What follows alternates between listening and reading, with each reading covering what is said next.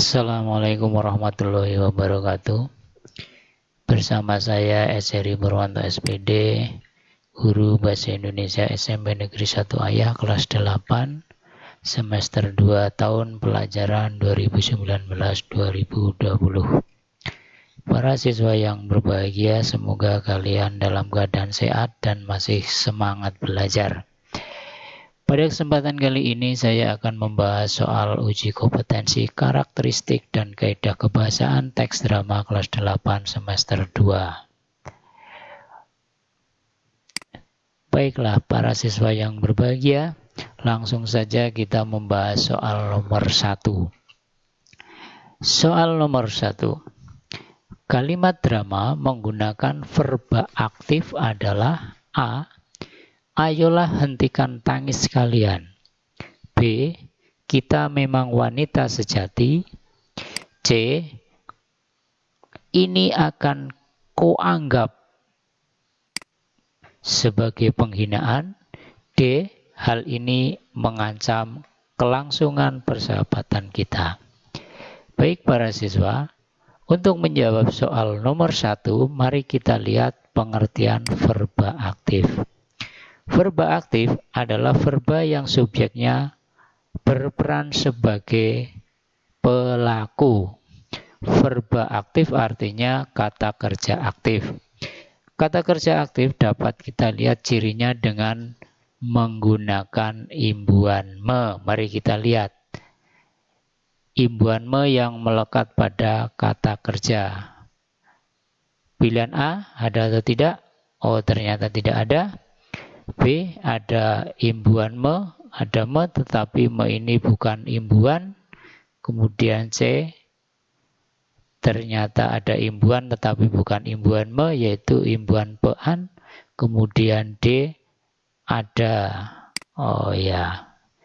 imbuhan me yang melekat pada kata ancam. Jadi verba aktifnya yaitu terdapat pada pilihan D. Lanjut ke soal nomor 2. Contoh nomina dasar adalah A. Tangis, B. Apakah, C. Istimewa, D. Kebingungan.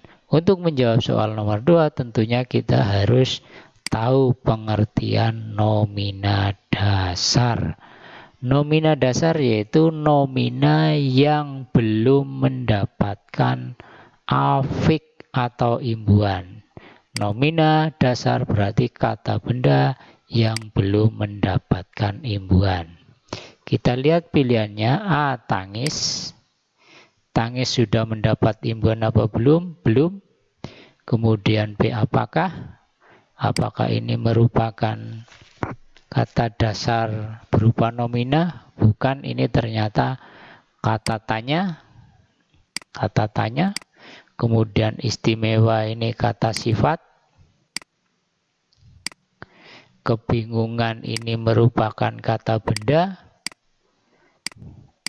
Namun kata benda ini sudah mendapatkan imbuhan ke-an. Jadi jawaban yang betul nomina dasarnya adalah kata tangis. Jawabannya A. Berlanjut ke soal nomor 3.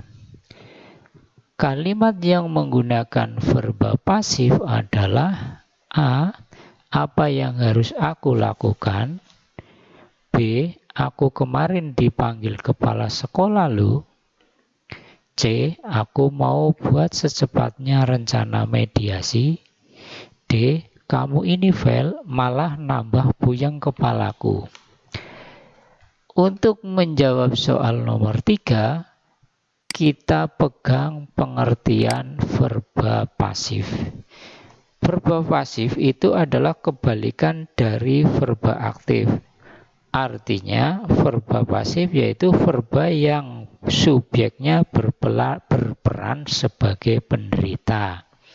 Cirinya yaitu kebalikan dari verba aktif. Kalau verba aktif mendapat imbuhan me, kemudian verba pasif mendapat imbuhan di. Kita lihat satu persatu. Pilihan A, apakah ada verbanya yang mendapat imbuhan di? Oh, tidak, kita temukan. B, oke, kita sementara ditemukan. Dipanggil, apakah betul-betul dipanggil? Kita lihat yang C. Aku mau buat secepatnya rencana mediasi, tidak ada imbuhan di. Kemudian yang D, kamu ini fail malah nambah puyeng. Oh, ternyata D juga tidak ada D-nya. Jadi hanya satu imbuhan D, yaitu pada pilihan B. Jadi jawaban yang tepat adalah B. Berlanjut ke soal nomor 4. Kalimat pertama, kita harus menjaga persahabatan ini. 2. Kau apakan mereka? 3. Hal ini akan kuanggap sebagai penghinaan. 4. Mereka mengganggu lagi, gila. Kalimat yang menggunakan nomina turunan ditujukan nomor A. 1, 2, B. 1, 3, C. 2, 3, D. 3, 4. Untuk menjawab soal nomor 4, tentunya kita harus mengetahui pengertian nomina turunan. Nomina tadi pengertiannya adalah kata benda, kemudian turunan sudah mendapatkan imbuhan atau berafik. Jadi nomina turunan adalah kata benda yang sudah mendapatkan imbuhan. Mari kita lihat imbuhannya. Yaitu kalimat nomor 1 ada persahabatan, kata dasarnya sahabat, mendapat imbuhan pean, ini ternyata kata benda. Kalimat nomor 2 ada atau tidak? Oh, tidak. Kalimat nomor 3 ada kata penghinaan, yaitu mendapat imbuhan pean yang fungsinya membentuk kata benda. Karena ada imbuhan maka menjadi turunan, meskipun kata hina ini merupakan kata sifat, akan tetapi jika mendapat imbuhan pean berubah menjadi nomina. Jadi jawaban yang tepat untuk nomor 4 yaitu 1, 3, yaitu jawaban yang B. Berlanjut ke soal nomor 5. Hana muka tertegun mendekati kedua temannya. Ada apa ini? Fani, Gina, mengapa menangis? Mengapa? Katakanlah, siapa tahu aku dapat membantu. Ayolah Fani, apa yang terjadi? Ayolah Gina, hentikan sebentar tangismu. Pertanyaannya, penggunaan pronomina yang dominan pada kutipan drama tersebut adalah pronomina. Untuk menjawab soal nomor 5, ada pertanyaan pengertian pronomina. Pronomina artinya kata yang menggantikan nomina, atau yang lebih pendeknya itu adalah kata ganti. Kata ganti ini bisa berupa kata ganti orang, kata ganti pemilik, dan kata ganti penunjuk. Pada soal nomor 5 yang ditanyakan adalah pronomina yang dominan. Dominan berarti yang paling banyak atau yang paling kuat. Yaitu ada kata ganti Hana, Fani, Gina. Kemudian ada Gina lagi, ada aku, adanya, adamu. Inilah yang merupakan pronomina atau kata ganti. Maka kita lihat soal nomor 5 yang ditanyakan adalah pronomina yang dominan. A. Orang, B. Waktu, C. Petunjuk, D. Tak tentu. Yang paling banyak pada bacaan di atas untuk pertanyaan nomor 5 adalah pronomina atau kata ganti orang. Jadi jawaban yang tepat adalah A. Untuk soal nomor 6, kalimat yang menggunakan pronomina orang kedua adalah A. Kalimat nomor 2, B. Kalimat nomor 4, C. Kalimat nomor 5, D. Kalimat nomor 6. Yang ditanyakan adalah pronomina orang kedua. Orang kedua yaitu kata ganti orang kedua. Kedua artinya yang diajak bicara. Kita lihat pada nomor berapa, kalimat nomor berapa orang yang diajak bicara, yaitu kau, mu, kau, engkau. Kita lihat ada apa tidak kalimat nomor 1. Kalimat nomor 1 kata gantinya hanya Fani dan Gina. Kemudian kalimat nomor 3 tidak ada kata gantinya. Kalimat nomor 4 ada aku. Aku berarti orang pertama. Kemudian Fani orang pertama.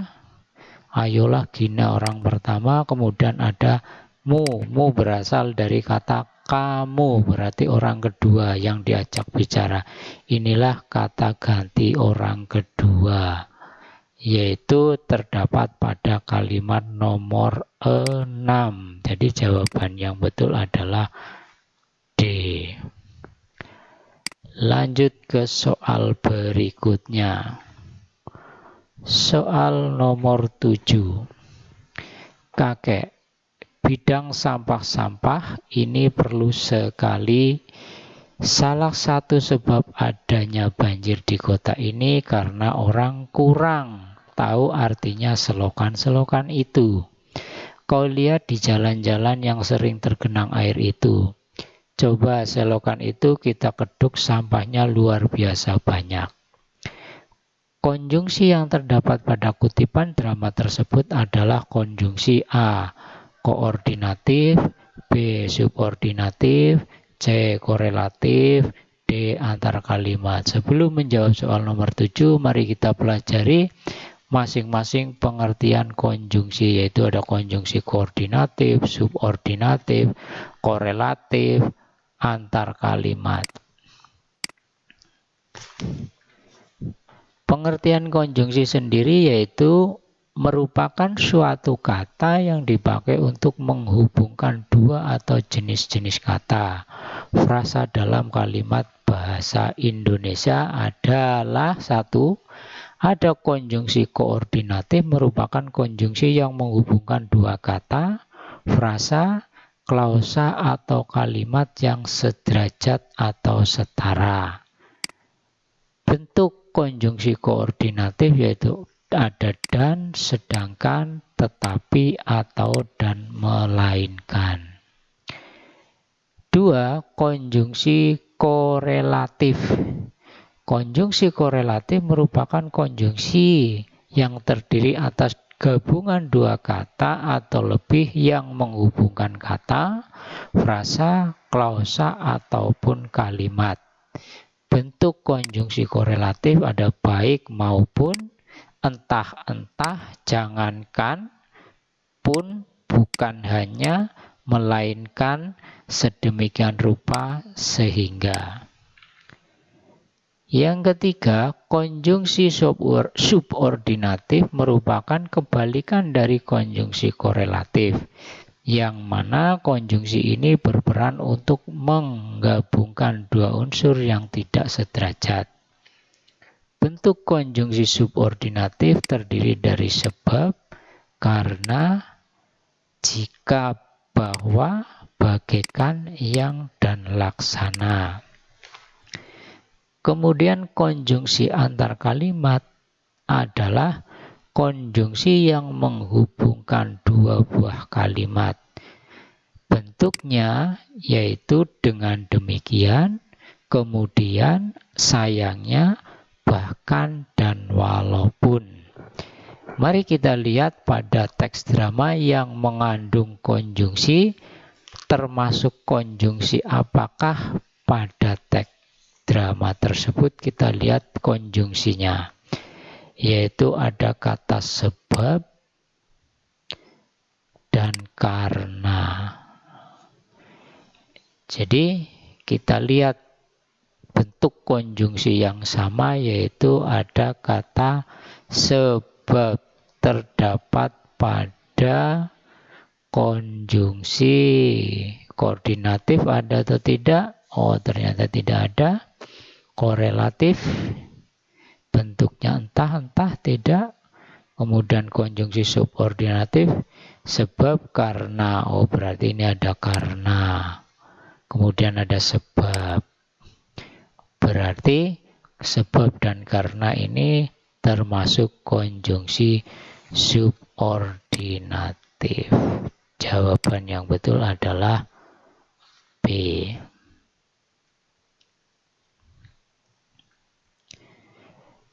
Soal nomor 8. Kakek bidang sampah-sampah. Ini perlu sekali. Salah satu sebab adanya banjir di kota ini karena orang-orang kurang tahu artinya selokan-selokan itu. Kau lihat di jalan-jalan yang sering tergenang air itu. Coba selokan itu kita keduk, sampahnya luar biasa banyak. Preposisi yang terdapat pada kutipan drama tersebut ada di kalimat A. Coba selokan itu kita keduk. B. Salah satu sebab banjir di kota ini. C. Sampahnya luar biasa banyak. D. Orang kurang tahu artinya selokan. Pertanyaan nomor 8 yang ditanyakan adalah preposisi. Kita lihat terlebih dahulu pengertian preposisi. Preposisi atau kata depan adalah kata yang merangkaikan kata-kata atau bagian kalimat dan biasanya diikuti oleh nomina, kata benda, atau pronomina. Di sini adalah kata ganti. Preposisi bisa berbentuk kata, misalnya di, dan, untuk, atau gabungan kata, misalnya bersama atau sampai dengan. Mari kita lihat, kita cari preposisinya atau kata depannya di sini yang ada, yaitu kata di. Oh, yang ada di pada pilihan soal nomor 8 adalah kata atau kalimat pada kalimat pilihan B. Inilah adalah preposisinya, yaitu di. Jadi jawaban yang tepat adalah B.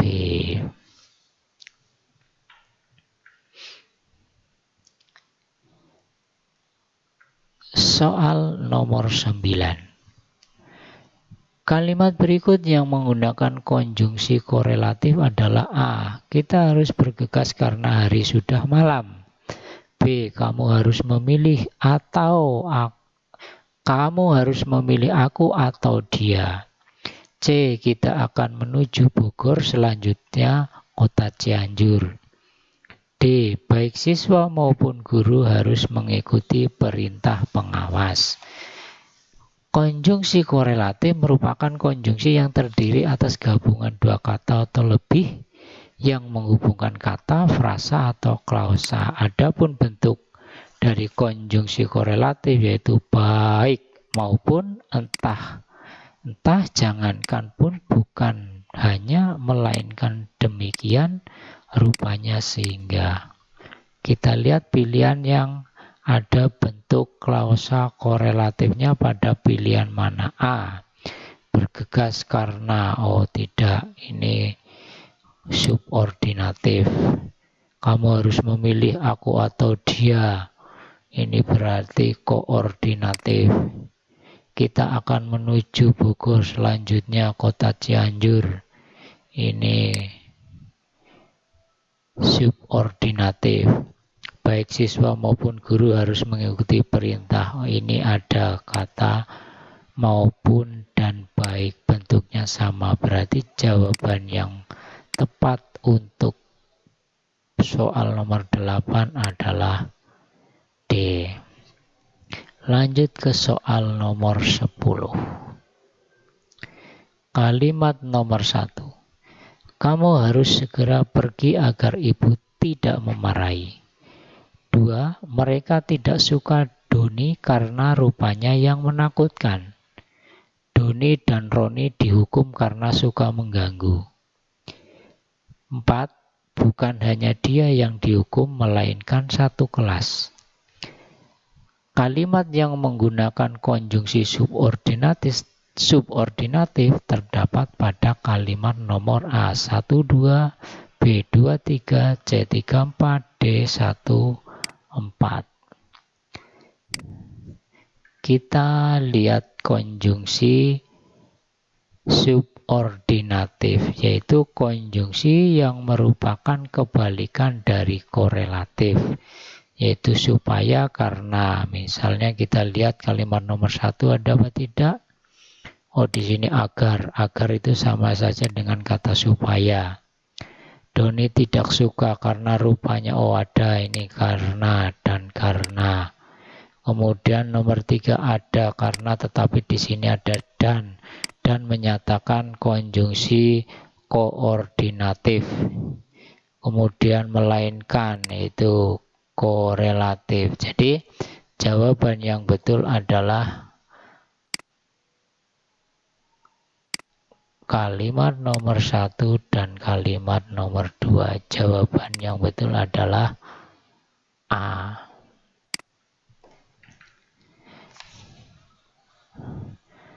Lanjut ke soal nomor 11. 1. Sejak kapan kamu pindah ke Cisana, Roni? 2. Pada malam hari sang raja berjalan terburu-buru. 3. Aku harus meninggalkanmu di kota ini. 4. Mengapa si maling tidak segera bergegas kabur? Kalimat yang menggunakan kata sandang adalah A 12, B 23, C 34, D 24. Kata sandang pengertiannya adalah suatu kata yang belum memiliki arti tertentu atau bahkan tidak memiliki arti atau makna khusus, hanya sebagai penjelas dari kata yang di depannya. Bentuknya bisa berupa sang, si, hang, dang, yang. Mari kita lihat kalimat yang mengandung bentuk-bentuk kata sandang. Kalimat nomor 1 ada atau tidak? Tidak ada. Kalimat nomor 2 ada sang, ini sama sang. Kemudian kalimat nomor 3 ada atau tidak? Tidak.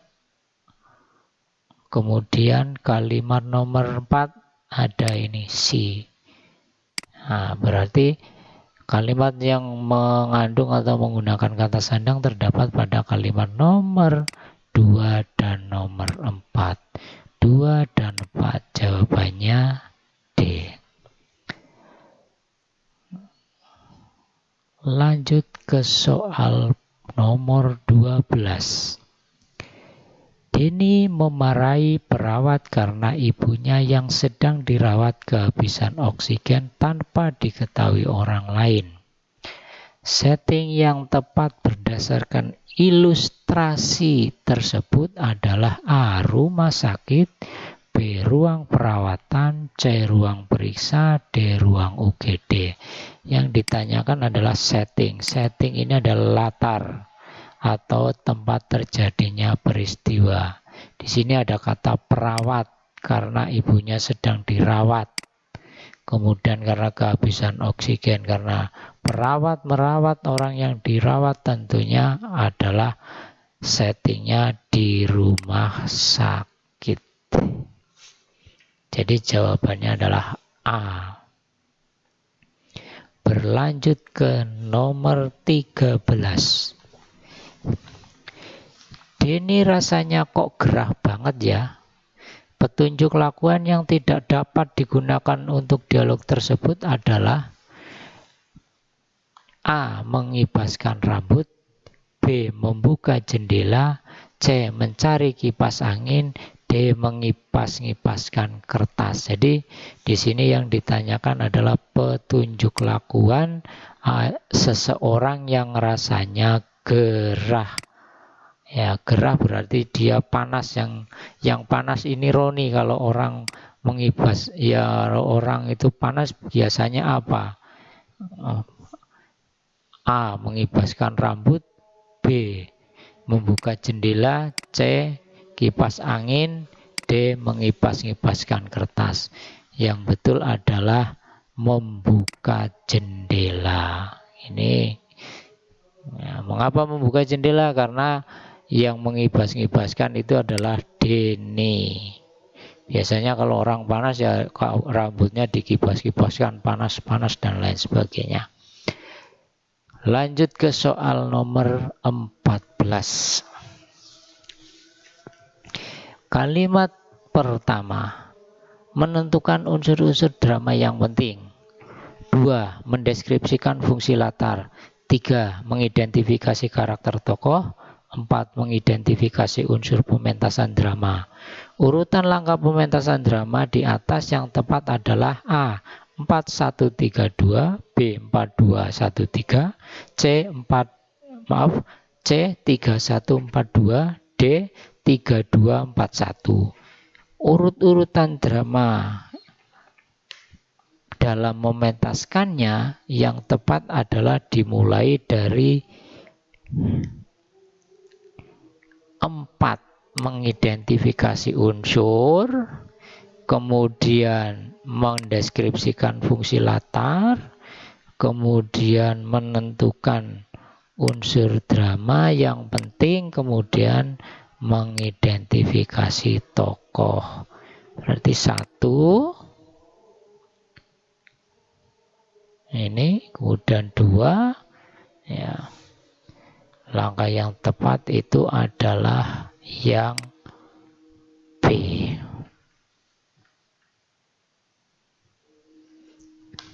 Lanjut melangkah ke soal nomor 15. Waktu sudah menunjuk pukul 12 siang. Hujan mulai berhenti. Tuti heran, kenapa orang tuanya belum kembali? Padahal ia dan teman-temannya sudah mulai lapar. Akhirnya ia mengusulkan untuk memasak bersama. Naskah drama yang sesuai dengan teks tersebut adalah A. Tuti, sudah pukul 12, mengapa ayah belum pulang ya? Roni, aduh perutku sakit ya. Tuti, maaf ayah, ibuku belum pulang. Roni, ya sudah, aku pamit pulang ya.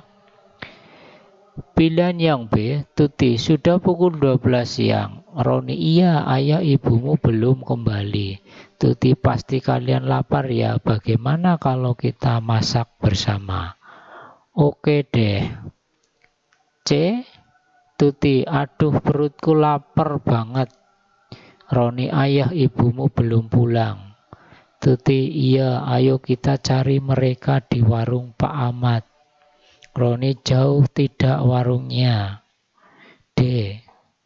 Tuti, aduh hujan kok tidak berhenti ya, perutku lapar.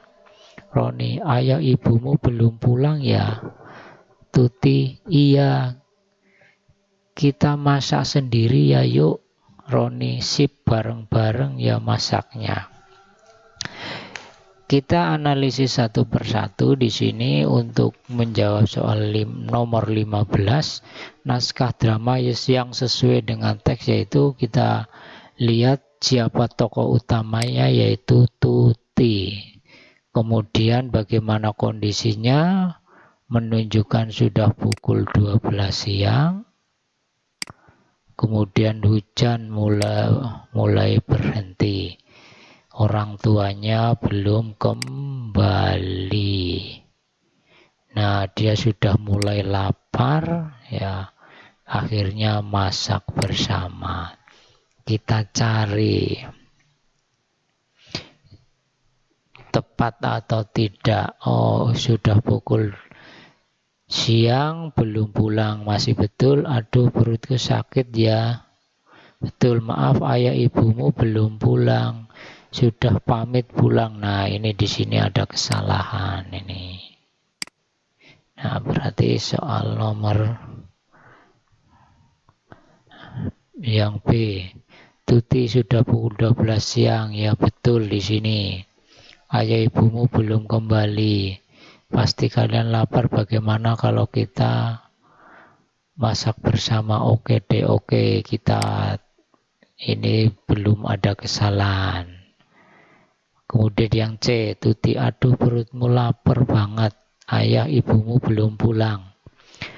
Iya, ayo kita cari makan yuk, warung Pak Ahmad. Nah, ini kita salahnya di sini nih. Tidak ada warung Pak Ahmad yang dikatakan pada bagian teksnya. Aduh, hujan kok tidak berhenti ya. Padahal di sini salah. Padahal di sini hujan berhenti. Nah, ini kesalahan masing-masing. Jadi jawaban yang betul adalah B. Teks drama yang sesuai dengan cuplikan di atas. Nomor 16. Runi. Kita gotong royong saja, aku bisa buat sup sayur. Aku bisa menggoreng tempe. Tuti, titik-titik. Roni, oh iya, sambal buatan Ashab kan enak banget. Ashab, oke, aku akan bantu kalian. Kalimat yang tepat untuk melengkapi dialog drama tersebut adalah A. Aku bisa membuat perkedel jagung. B. Ashab membuat sambal ya. C. Bagaimana kalau Runi memasak nasi? D. Tugas Ashab membuat sayur sup. Nah, di sini kita cek satu persatu, kita gotong royong saja. Kita membuat sup. Nah, ini membuat sup berarti aku bisa menggoreng tempe. Nah, Tuti berarti otomatis karena di sini ada kata sambal, berarti kita cari Ashab membuat sambal. Jawaban yang betul adalah B.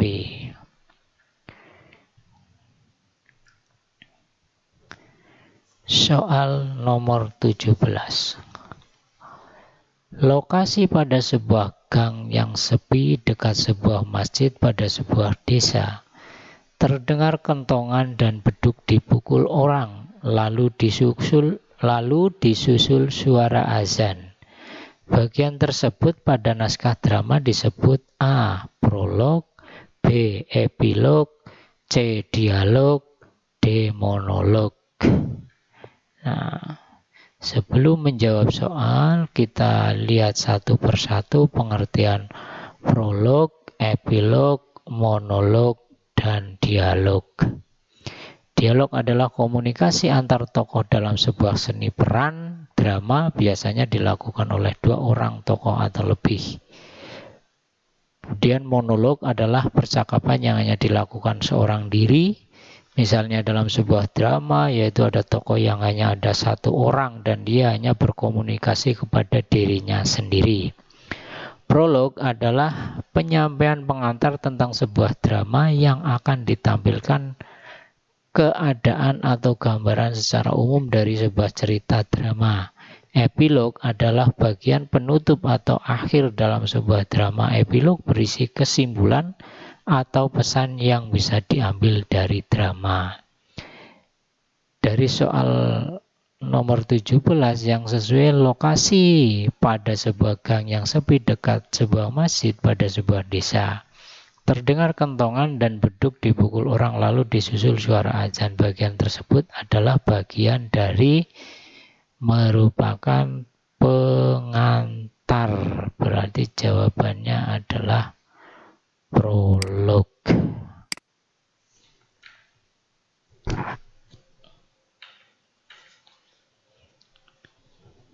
Berlanjut ke soal nomor 18. Salah satu kaidah penulisan naskah drama adalah Yang ditanyakan adalah kaidah penulisan naskah drama.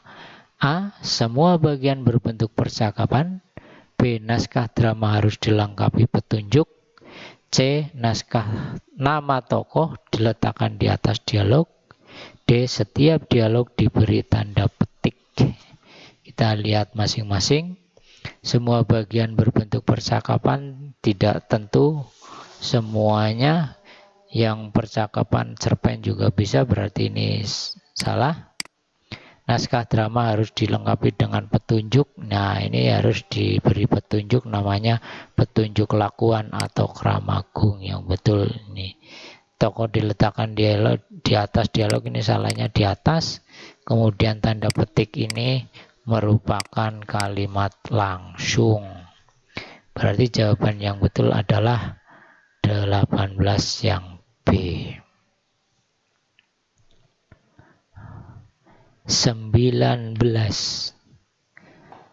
Karakter tokoh dapat dilihat dari, ini karakter tokoh. Karakter tokoh maksudnya karakter tokoh yang ada pada sebuah drama. Karakter tokoh dalam sebuah drama dapat dilihat dari A. Gerak-gerik tokoh. Gerak-gerik tokoh ini bisa dilihat daripada novel atau cerpen. Kemudian yang B, tempat berlangsungnya kejadian, ini latar. Kemudian tata suara, ini tidak menentukan karakter tokohnya. Yang dapat menentukan karakter tokohnya adalah D, properti, karena disesuaikan dengan watak tokoh. Apabila watak tokohnya seorang yang jahat, maka properti atau pakaiannya juga melambangkan yang seram juga. Soal nomor 20. Sainah, aku akan tetap menunggu, yakinlah memberikan cincin. Bagian yang berada di dalam kurung sering disebut juga dengan A. Dialog, B. Prolog, C. Monolog, D. Kramagung. Dialog jelas tadi percakapan antar tokoh, kemudian prolog pengantar, monolog adalah percakapan yang dilakukan oleh seorang diri. Meskipun kita tidak tahu apa itu kramagung, ya ini yang merupakan petunjuk lakuan. Ini petunjuk lakuan atau disebut dengan kramagung. Jadi jawaban yang betul adalah D. Apa itu kramagung? Kramagung adalah elemen pada dialog yang memberikan petunjuk perilaku, tindakan, atau perbuatan yang harus dilakukan oleh tokoh, atau disebut juga wawacang, elemen pada dialog yang harus diucapkan oleh tokoh. Jadi kramagung sama juga disebut dengan wawacang. Jadi jawaban yang betul adalah D. Lanjut ke soal nomor 21. Pak Lurah, saya mesti tetap memikirkannya.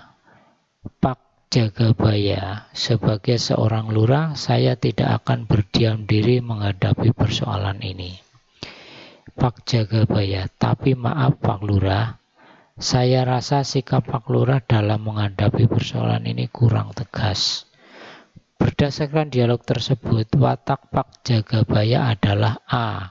Perhatian, B. Pemaaf, C. Peduli, D. Pemrotes. Perhatian tidak, Pak Jagabaya ini di sini ada kata maaf Pak, sikap Pak Lurah ini dalam menghadapi persoalan kurang tegas. Nah, kalau seperti ini berarti bukan pemaaf, bukan perhatian, bukan pemrotes, tetapi Pak Jagabaya memiliki watak yang peduli terhadap Pak Lurah. Jawaban yang betul adalah C. Berlanjut ke soal nomor 22. Hanafi, ada berita duka nih. Yusriana, tentang Hanafi, Pak Asnawi masuk rumah sakit lagi. Ikun. Lalu Yusriana, Bilang saja ulangan fisika batal, begitu kan? Hanafiyah, tentu saja ulangan fisika batal. Yusriana, hore, selamat, kebetulan sekali saya belum siap. Kata yang tepat untuk mengisi bagian yang rumpang adalah A. Sedih, jingkrak-jingkrakan. B. Sedih, gembira. C. Semangat, gembira. D. Kecewa, semangat. Ke Pak Anwar masuk rumah sakit di sini adalah sedih. Ya, di sini sedih. Ya. Kemudian hore berarti ini gembira. Berarti jawaban yang betul adalah sedih, gembira. Jawaban yang betul adalah B. Oh maaf, ini bukan. Ini seharusnya B. Sedih dan gembira. Kita ganti. Jawaban yang betul adalah B. Oke.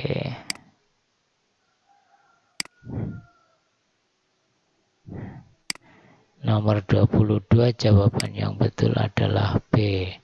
Sedih dan gembira.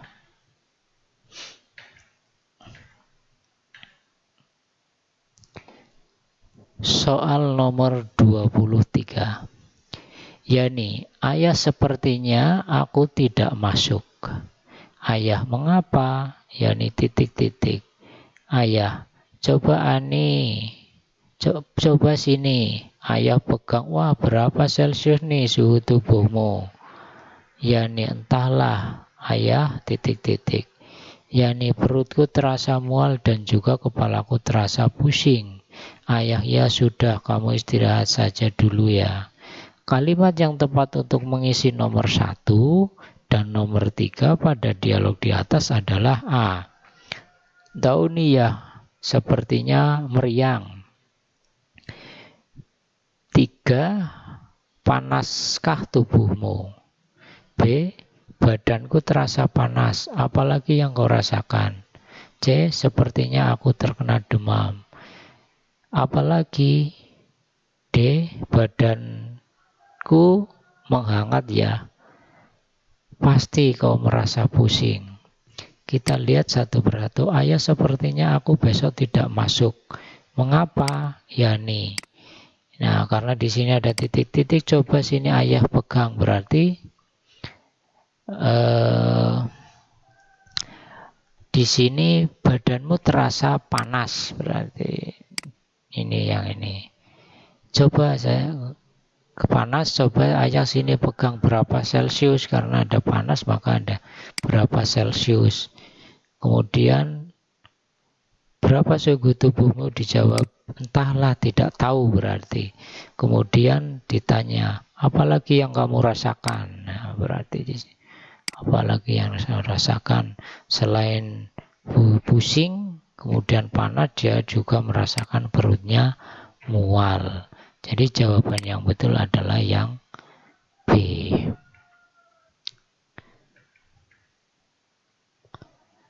Nomor 24.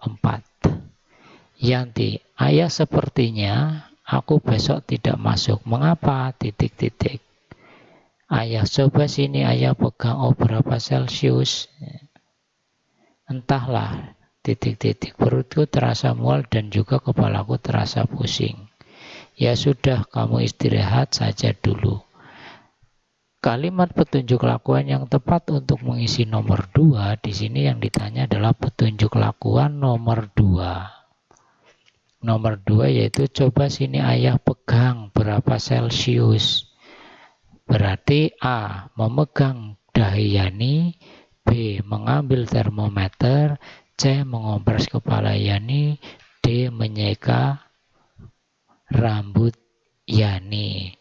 Kalau coba sini ayah pegang berarti otomatis memegang, bukan mengambil, bukan mengompres, dan bukan menyeka. Yaitu memegang dahi Yani. Karena apa di sini? ayah pegang. Ini sama-sama memegang. Jawaban yang betul adalah A.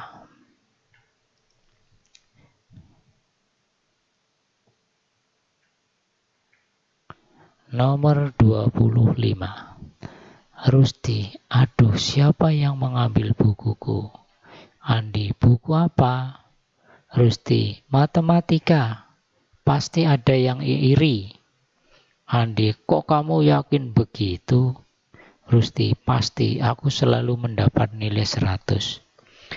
Berdasarkan dialog di atas, watak tokoh Rusli adalah A. Sombong, B. Pemarah, C. Mudah tersinggung, D. Suka pamer.